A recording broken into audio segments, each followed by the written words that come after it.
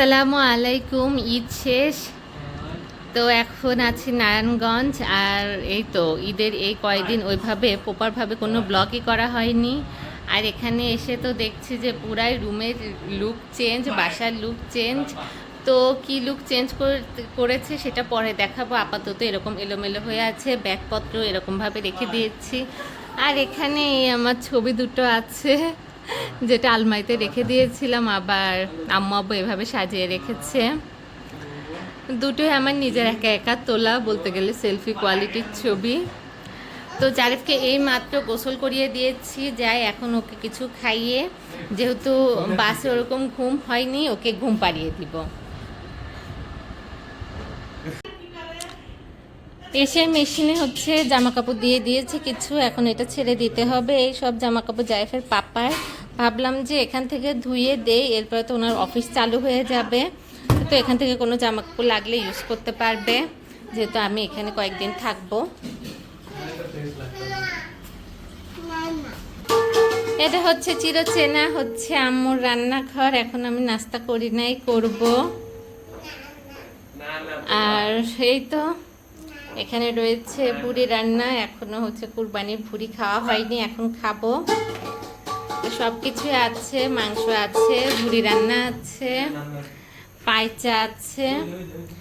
সত্যি বলতে যে যেটা খেয়ে অভ্যস্ত, তাছাড়াও হচ্ছে আমার হচ্ছে আম্মুর রান্না করা ভুড়ি আর পাইচাই বেশি ভালো লাগে, এমনি অন্য কারোটা এত বেশি ভালো লাগে না।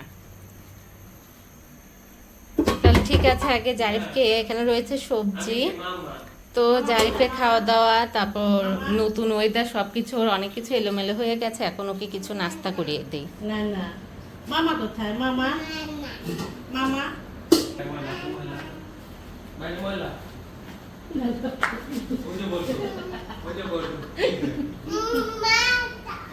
মাতা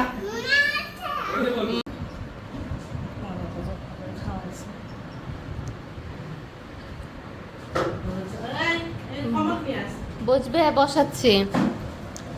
তো ভাবলাম একটু খেয়ে নেব, কিন্তু ওদিকে তো ছেলের ডিউটি শেষই হয় না। দেখি একটু আগে ওকে নাস্তা করিয়েছে, এখন আবার কি প্রয়োজন হচ্ছে দেখে আসি। আর এইদিকে আম্মু পরোটা বানাবে জারিফের পাপার জন্য।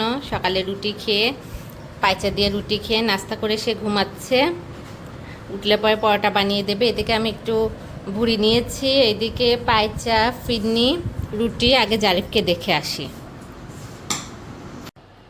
এখন 11টা বেজে গেছে। আর এই তো কিছুক্ষণ আগে আমি গোসল করে নিয়েছি, আর জারিফকে তো কখনই গোসল করিয়েছি, গোসল করিয়ে ওকে খাওয়া দাওয়া করিয়ে দিয়েছি। এখন ও ওইদিকে খেলাধুলা করছে, আর এইদিকে আমি হালকা একটু রেডি হয়ে নিয়েছি। আর সব কিছু ব্যাগেই আছে, ব্যাগ থেকে বের করছি আবার ঢোকাচ্ছি, কারণ নতুন করে আবার বের করব, আবার সেগুলো ঢোকাতে হবে, অনেক ঝামেলার ব্যাপার। আর এই যে নতুন ডেকোরেশন রুমের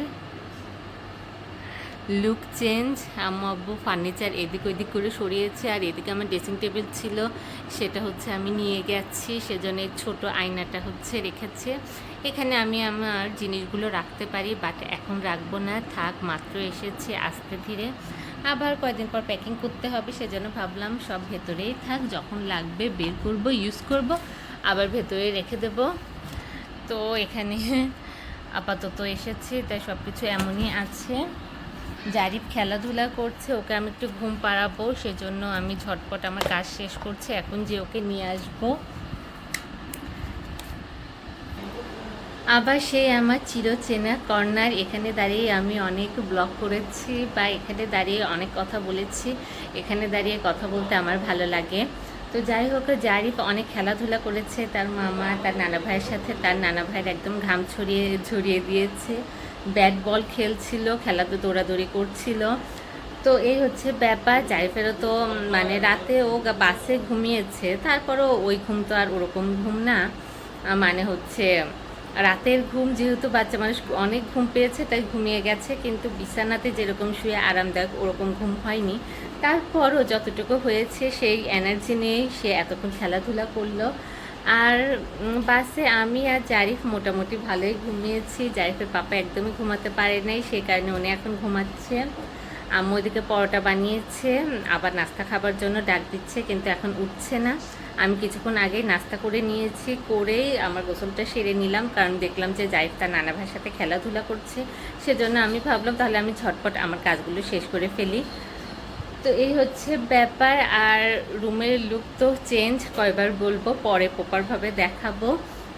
আর এই তো এক জায়গা থেকে আসা ইজি না, একবার যাও প্যাকিং করে যাও, আবার আসো, আবার সেগুলো মানে জায়গা মতো রাখো। আর এখানে তো আরও ডবল খাটনি, এক জায়গা থেকে প্যাকিং করে এক জায়গায় গিয়েছি, ওখান থেকে আবার এগুলো নিয়ে এসেছি। আবার ভাবছি জারিফের পাপা যখন যাবে ওনার কাছে কিছু ব্যাগ দিয়ে দেব, কারণ এত ব্যাগ পরে নিয়ে যাওয়া সমস্যা হবে, আর এত লাগবেও না। যেগুলো লাগবে আমার আর জারিফের যেগুলো লাগবে সেগুলো একটা ব্যাগে রেখে বাকি ব্যাগ যদি উনি নিয়ে যেতে পারে তাহলে নিয়ে যাবে। তো এই হচ্ছে ব্যাপার।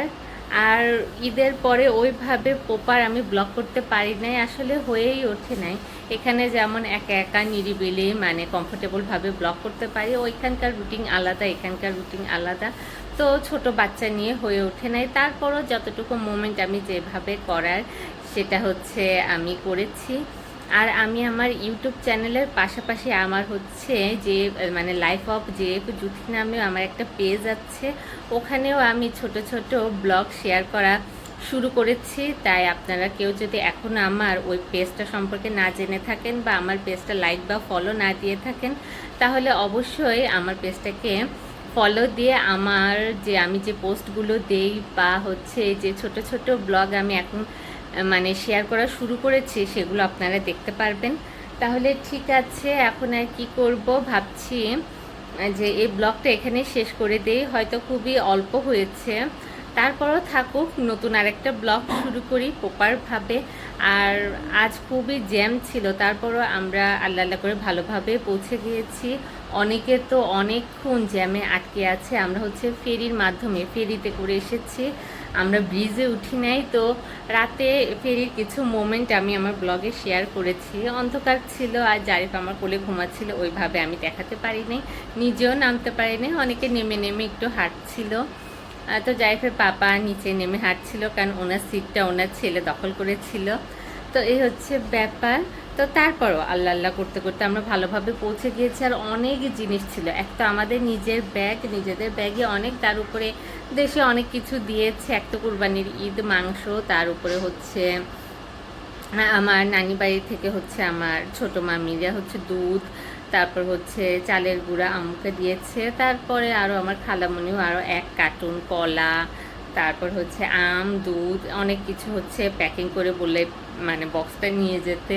তো সব কিছু নিয়ে তো বাসে করে এসেছে, কিন্তু আবার সব কিছু নিয়ে এখানে আসা টাফ ছিল, সেজন্য আব্বু হচ্ছে ফজরের নামাজ পড়ে বের হয়ে এসেছিলো। এরপর চাষারা ঘোরাঘুরি করছিল, কোনো দোকানে বসেছিল হয়তো। এরপরে আমরা কয়টার সময় নেমেছি, 6টা বা 7টার সময় নেমেছি, এখন আমার মানে সঠিক টাইম মনে নেই। তো আমরা নামার পরে আব্বু হচ্ছে একটা সিএনজি ভাড়া করে সব কিছু নিয়ে আব্বু আমাদের নিয়ে এসেছে। তো খুব কষ্ট করে এসেছি, তারপর আব্বু না গেলে মানে একজন না গেলে পরে আনা একটু সমস্যাই হতো।